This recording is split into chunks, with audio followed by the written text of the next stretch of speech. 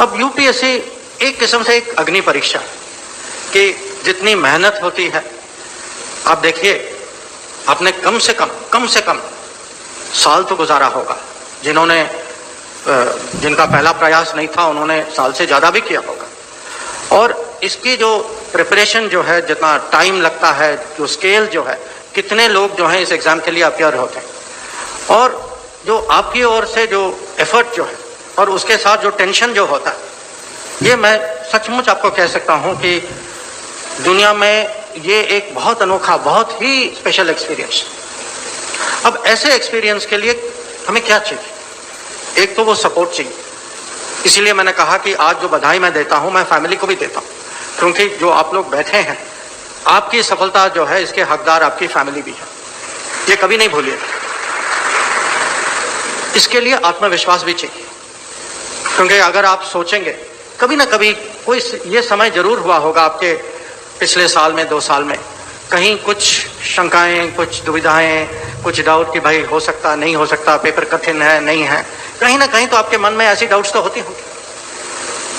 और नॉर्मली क्या करते हैं लोग, वो अपने सर्कल में इसकी बात चर्चा करते हैं, अपने दोस्तों के पास जाते हैं, अपने टीचर्स के पास जाते हैं। पर ये जो, क्योंकि चैलेंज, चुनौती जो है इतनी बड़ी है, और आपके यहाँ से अपने एक किस्म से पूरा इतना प्रयास, आपके जीवन का 1 या 2 या 3 साल आपने इसको डेडिकेट किया, आपको इसके अलावा जो है, अपने फैमिली के अलावा, अपने फ्रेंड्स के अलावा, आपको एक सपोर्ट सिस्टम चाहिए, आपको गाइडेंस चाहिए कि ये आपका योगदान है गुड क्योंकि गुड गवर्नेंस की हम बात करते हैं, गुड गवर्नेंस के अलग अलग पहल होते हैं, इसमें good people to be part of good governance is very important.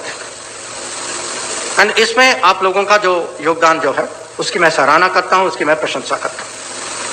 अब जब मैं अपनी जो उस समय की बात, जो मेरा जो अनुभव था, बहुत कम ऐसे कोचिंग सर्कल्स भी थे, और ज्यादातर जो है हमें सपोर्ट जो है हमारे अगल बगल में जो भी साथ थे, जो अगर हॉस्टल में थे, मैं हॉस्टल में था, जेएनयू हॉस्टल में था उस समय, जो हॉस्टल वाले बाकी स्टूडेंट्स थे या टीचर्स थे या दोस्त थे, थोड़ी बहुत फैमिली भी थी। अब मेरा सौभाग्य था कि 1 साल पहले मेरे बड़े भाई जो हैं, के बसों के दोस्त हैं, उन्होंने परीक्षा वो सफल हुए, वो आईएएस में उनकी रैंकिंग जो थी कि वो आईएएस में आई। और मुझे अभी भी याद है, मैं अभी भी उनको कहता हूँ कि मेरे सब्जेक्ट सिलेक्शन में उन्होंने मुझे प्रोत्साहित किया, क्योंकि मेरे मन में उस समय थोड़ी सी वो डाउट थी कि एग्जाम लें ना लेंगे, अगर नहीं सफल होंगे तो क्या होगा, उसमें क्या चॉइस नहीं। एग्जाम सिस्टम उस समय कुछ और था, ये प्रीलिम्स और मेन नहीं थे, एक ही एग्जाम था। और मैंने जो है एक इतनी सहायता ली कि मेरे पेपर सिलेक्शन जो है, कुछ ऐसे सिलेक्शन किए जो मेरे भाई के नोट्स का मैं उपयोग कर सकूं। तो अगर उसके बाद अगले साल मैं वहां एग्जाम में मुझे सफलता मिली, एक किस्म से उसकी क्रेडिट जो है मैं अभी भी उनको कहता हूं, कुछ तो क्रेडिट उनको भी मैं देता हूं। अब एग्जाम के बाद आप सब जानते हैं कि वो उसके बाद असली चुनौती इंटरव्यू में आती है, और इंटरव्यू में जोक्स बताना थोड़ा खतरनाक ही होता है।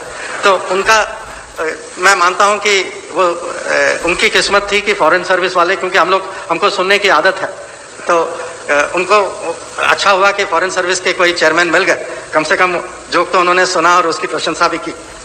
पर देखिए ये इंटरव्यू जो है, और अब इंटरव्यू आप लोगों का हो चुका है, तो आप भी एक किस्म से उस पर सोच सकते हैं और पुनर्विचार भी कर सकते हैं कि interview is not a function of knowledge.